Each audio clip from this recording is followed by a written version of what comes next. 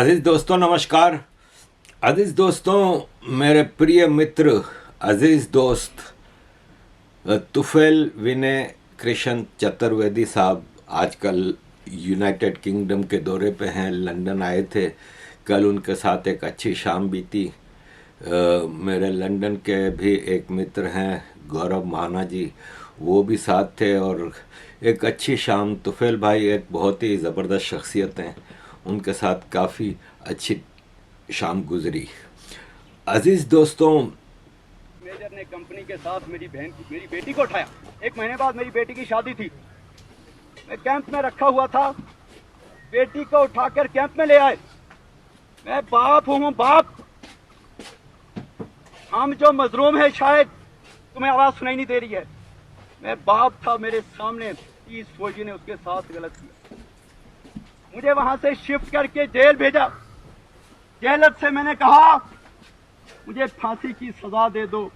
मेरी बेटी की 1 महीने के बाद शादी थी। अब मैं बाबा कहती थी वो, ये बाबा उसको अपना चेहरा अब जाकर नहीं दिखा सकता है। मुझे फांसी की सजा दो या मुझे उम्र कैद की सजा सुना दो। उम्र कैद की। मैं घर नहीं जाना चाहता। अब सुन, तूने जो बात की है उसका जवाब देना चाहता हूं। तुम बेस कैंप के लोग अगर ये समझते हो मेरी बेटी और मैं उसका बाप क़यामत वाले दिन तुम्हें जन्नत में जाने देंगे, ये तुम्हारी बहुत बड़ी भूल है। हमारा क्या कसूर? हमने ना पाकिस्तान पे हमला किया, ना भारत पे किया। हमें क्यों कुचला जा रहा है? मेरी बेटी का क्यों रेप हुआ? तुम क्यों नहीं उठते हो? क्यों नहीं खड़े होते हो? अल्लाह अकबर। ये तहरीक वापस आया तो लेकर मैं खड़ा हुआ और मुझ पर केस चलाने वालों, सुनो, रब्बे काबा की कसम, वो हमारी बेटियां 36,000 इज्जतें लुटवा चुकी हैं और डीसी ने वारंट जारी किए हैं। मैंने डीसी की बेटी उठाई, मैंने उसकी बहन उठाई। मैं कौम की बेटियों के साथ खड़ा हुआ था। डीसी साहब को चाहिए था कि मेरे साथ खड़े होकर कहते, बेटा हमें फख्र है तुम्हारे पे, तुमने अपनी माओ बहनों बेटियों की इज्जतों की दिफा के लिए जेल काटी है 11-12 साल। फिर हमारे पास आयो, तहरीक आजादी कश्मीर चला रहे हो। हम कंधे से कंधा में आकर आपके साथ चलने के लिए तैयार हैं। पीओके चलते हैं। अब आपने ये देखा कि पाकिस्तान पिछले 30 सालों से एक कैंपेन चला रहा है, 35 सालों से, कि भारत में भारत की आर्मी जम्मू कश्मीर में कश्मीरी बेटियों का रेप करती है, अत्याचार करती है। ये आपने देखा, एक आदमी के दिल की दर्द भरी आवाज़। उसकी बेटी की शादी होने वाली थी। पीओके के हाल इतना ख़राब है कि बयान से बाहर है। पीओके में मतलब इतना जुल्म हो रहा है कि कोई बोलने वाला नहीं ना, वहाँ पे से आवाज़ नहीं निकल सकती। जो आवाज़ निकालता है उसको उठा लिया जाता है। और जैसे अहमद फराद है, उसको उठाया हुआ है रावलपिंडी से। और फुटबॉल की तरह कोर्ट्स आगे पीछे हो रही हैं। इस्लामाबाद कोर्ट ये प्रोड्यूस करो, पाकिस्तान कहती है वो तो फॉरेन टेरिटरी है, कश्मीर हमारी टेरिटरी ही नहीं है। तो उधर रिमांड पे रिमांड लेके उधर थाने में रखा हुआ है, जेल में, उसके ऊपर टॉर्चर हो रहा है। इसके खिलाफ प्रोटेस्ट भी हो रहे हैं। अभी लास्ट वीक बर्मिंघम पे प्रोटेस्ट हुआ था सैटरडे को, और कोई सुनने वाला है नहीं भाई। जिसकी मर्जी आती है उसको उठा लेते हैं। और यह कि अहमद फराद का मसला नहीं है, असल में हज़ारों गायब हो चुके हैं पीओके से। आप ये देखें, ये हामिद मीर है पाकिस्तान का प्राइम टाइम एंकर। ये एक ऐसे बच्चे के बाप के साथ खड़ा होकर बात कर रहा था जिसके बेटे को 7 साल पहले उठाया हुआ है, आज तक उसका पता ही नहीं चलता। जस्टिस आमिर फारूक साहब जो हैं, उन्होंने डडियाल का जो एक मिसिंग पर्सन है, जो 2017 से मिसिंग पर्सन है, उसका केस भी इस्लामाबाद हाई कोर्ट में लगा हुआ था। उसके केस में उन्होंने एक बड़ा अच्छा फैसला दिया और ये उनके वालिद साहब हैं। और आज चीफ जस्टिस साहब ने कहा कि 15 दिन के अंदर अंदर उसको पेश किया जाए। तो आप जरा, ये एक आज़ाद कश्मीर में पहले सिर्फ लोगों का ख्याल था कि एक अहमद फराद है मिसिंग पर्सन, और भी वहाँ पे बहुत से मिसिंग पर्सन है। एक मिसिंग पर्सन के वाले साहब आपके सामने खड़े हैं, बताएं। 7 साल हो गए जी। आप बताएं क्या हुआ था थोड़ा सा। 7 साल मेरा बेटा जो है वो एक नाम बताएं उसका। शॉपिंग सेंटर में तैमूर अरशद काजी शॉपिंग सेंटर में काम कर रहा था। उसको 12:30 बजे के करीब 13 जुलाई 2017 को उठा लिया गया और फिर दूसरे दिन घर भी आए और घर पे भी रेड शेड किया। वो उसके ऑफिस में भी दोबारा गए, वहाँ उसका फोन तलाश किया। तो उस दिन से लेके आज तक मुझे कोई पता नहीं है कि मेरा बेटा किधर है, कहाँ है, कैसे है। सर आपके बेटे का कसूर क्या था?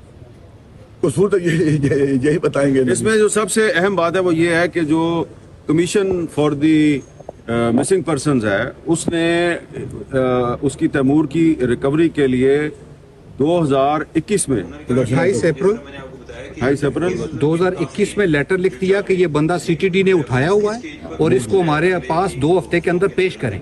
जब ये लेटर चीफ साहब के सामने पढ़ा गया तो फिर उन्होंने ऑर्डर दिया कि विद इन 2 वीक्स इस बंदे को पेश किया। हालांकि उसमें लेटर इशू करने में JIT भी शामिल है, आजाद कश्मीर की पुलिस की तमाम तरह वसाइल उन्होंने शामिल किए।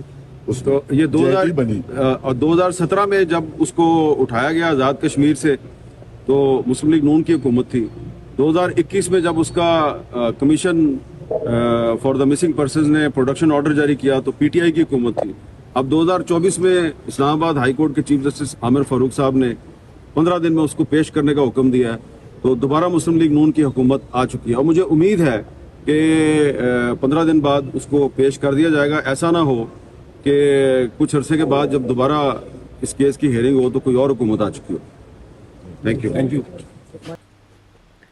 बलूचिस्तान के मिसिंग पर्सन, KP के मिसिंग पर्सन और कराची सिंध के मिसिंग पर्सन, और अब POK से आप देखें कोई आवाज़ नहीं उठ रही ना, क्योंकि वहाँ का एम्बार्गो है, टोटल फॉरेन टेरिटरी नहीं है, पाकिस्तान ऑक्यूपाइड टेरिटरी है और इतनी सख्ती से ऑक्यूपाई किया हुआ है। जैसे तिब्बत को ऑक्यूपाई किया है ना चाइना ने, जैसे उगर को ज़बरदस्ती अपने साथ मिला के रखा हुआ है, वैसे है।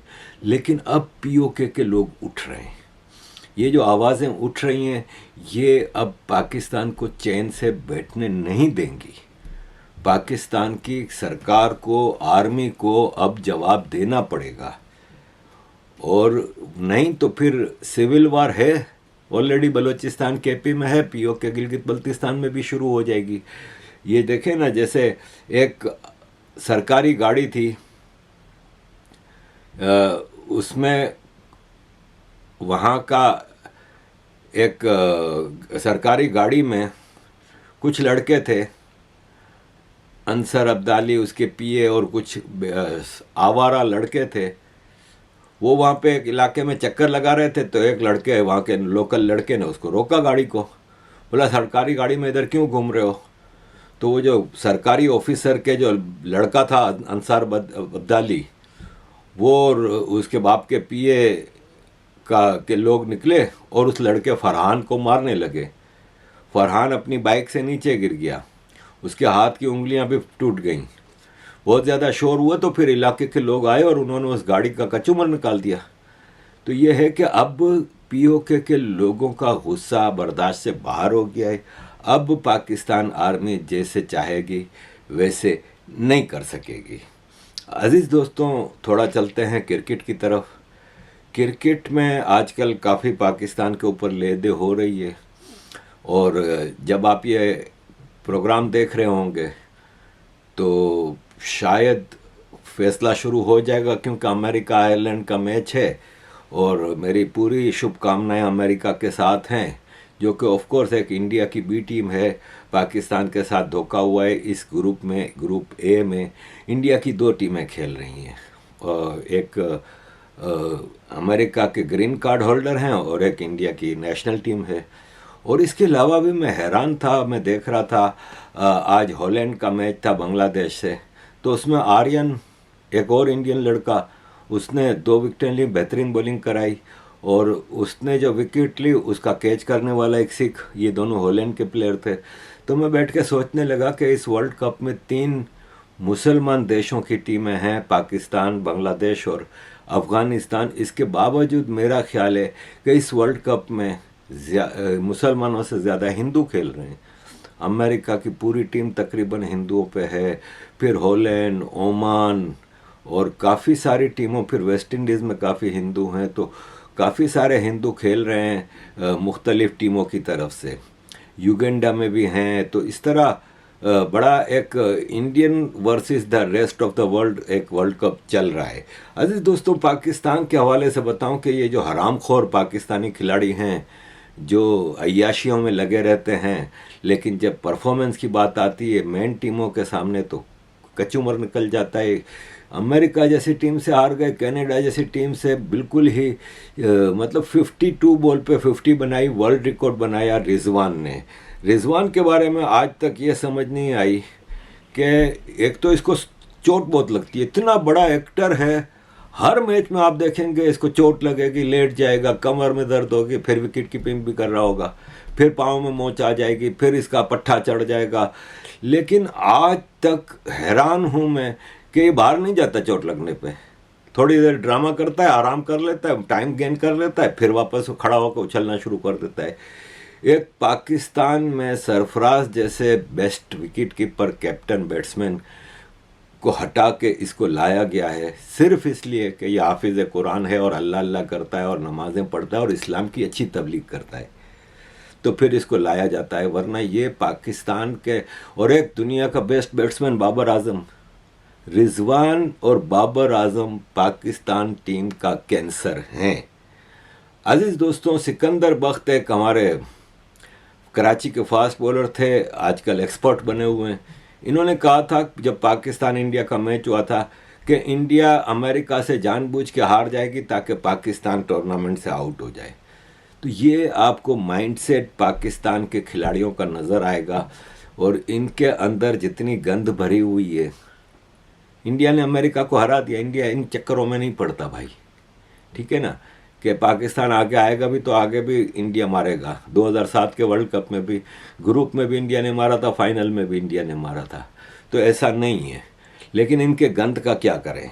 कामरान अकमल का तो आपने सुना ही था, फिर भज्जी ने इसको जो जवाब दिया तो उसने माफ़ी मांगी, लेकिन उसकी माफ़ी मानी नहीं रखती, इसलिए कि वो बिलीव ही नहीं करता उस माफ़ी पे। वो तो बैकलैश इतना आया कि उसको माफ़ी मांगनी पड़ी, वरना ये सिखों का या हिंदुओं का या क्रिश्चियंस का, ये नॉन मुस्लिम्स का एहतराम करेंगे? बिल्कुल भी नहीं। कामरान को मजबूरन माफ़ी मांगनी पड़ी, वरना उसकी माफ़ी नहीं थी। वो दिल से, दिमाग से आज भी वही गंद इसका भरा हुआ है। जिस हिसाब से मुस्कुरा के कह रहा था 12 बज गए थे ना, किसी भी सिख को नहीं देना चाहिए। अपने आप को बड़ा कूल बता रहा था कि मैं कितना अच्छा बोलता हूँ, लेकिन गले पड़ गया उसका, क्योंकि फिर बज्जी है भाई सामने।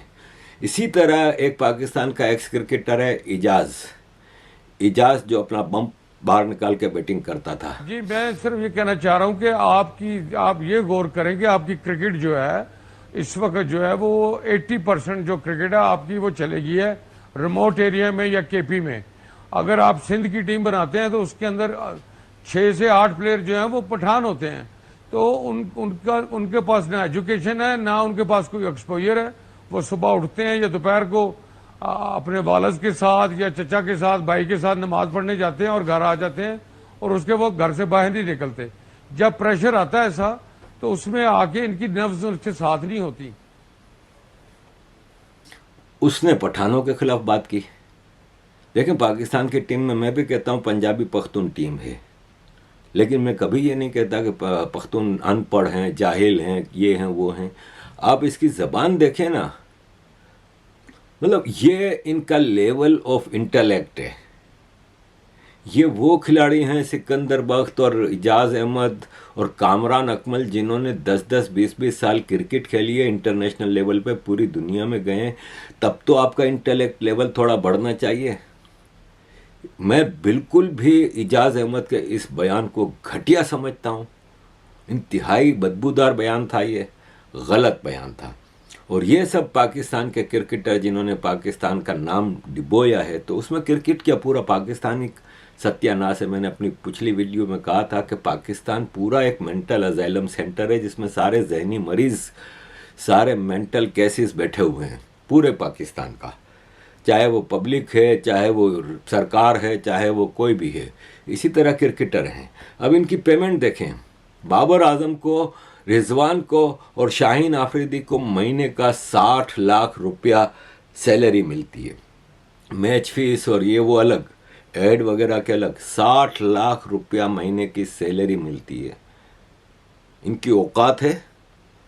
फिर शादाब खान, फ़खर जमान, हारिस रऊफ, नसीम शाह, इमामुल हक, मोहम्मद नवाज, इनको 45 लाख रुपया महीने की सैलरी मिलती है। कोई पूछे इनसे कि शादाब, इमामुल हक, मोहम्मद नवाज की मतलब परफॉर्मेंस क्या है, इनका क्या इनको वो है। फिर इमाद वसीम, अब्दुल्ला शफीक 30 लाख रुपया महीना। और फिर फ़हीम अशरफ, हसन अली, इफ्तिखार अहमद चाचू, सऊद शकील, मोहम्मद आरिस को 20 लाख रुपया। गैरी कर्स्टन कोच को 1.5 करोड़ रुपया महीना। जैसन गिलेस्पी टेस्ट कोच है, 1.5 करोड़ रुपया महीना। दूसरे ऑफिशियल्स हैं, उनमें बैटिंग कोच यूसुफ को 42 लाख रुपया महीना। कर क्या रहा है? टीवी पे बैठ के कमेंट्रियां दे रहा है इस वक्त। तो पाकिस्तान में बैठ के टीवी प्रोग्रामों में एंकर बना हुआ है और बैटिंग कोच है ये, 42 लाख रुपया महीना।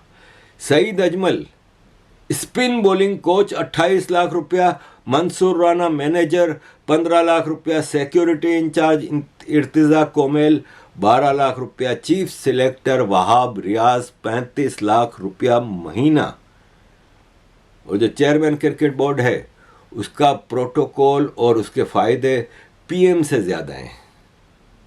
ये सब मेरे फिगर नहीं है, ये नेशनल असेंबली ऑफ पाकिस्तान में दिए गए थे।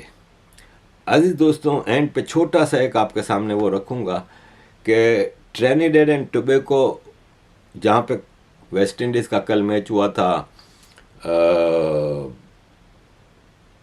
न्यूजीलैंड से, वर्ल्ड कप का एक होस्ट वेन्यू है, वहाँ के क्रिकेटर्स इतना सा है, 1.5 लाख की आबादी है, 15 लाख की आबादी है उसकी, इतना सा मुल्क है। T20 के हिसाब से देखें तो टॉप के जो परफॉर्मर है ना, Sunil Narayan, Andre Russell, Kieron Pollard, आपके डिवाइन ब्रावो, सब उधर से हैं। इन्होंने अभी नेक्स्ट कैरिबियन प्रीमियर लीग के लिए इनकी जो टीम है ट्रिनिडेड टोबैगो नाइट राइडर्स, जो कि शायद शाहरुख खान की टीम है, उसकी टीम आप देखें इन्होंने नेक्स्ट CPL के लिए जो इन्होंने चूज़ की है, Kieron Pollard, Andre Russell, Sunil Narayan, divine Bravo, 4 top के ऑलराउंडर, चारों बॉलिंग करते हैं, चारों धांसू बैटिंग करते हैं। निकोलस पूरन विकेट कीपर और वो धांसू batsman. Jason Roy, Akeal Hosein, Jayden Seales और Josh Little, Ali Khan, Tim David, ये वो टीम है जो दुनिया की किसी इंटरनेशनल टीम को भी हराने की काबिलियत रखती है। सारे अच्छे फास्ट बॉलर हैं और धांसू बैट्समैन हैं। 9 नंबर तक आप बैटिंग को ले जा सकते हैं, 7-8 बॉलिंग के ऑप्शन रख सकते हैं। अजीज दोस्तों, thank you very much for all your support. Kindly keep supporting.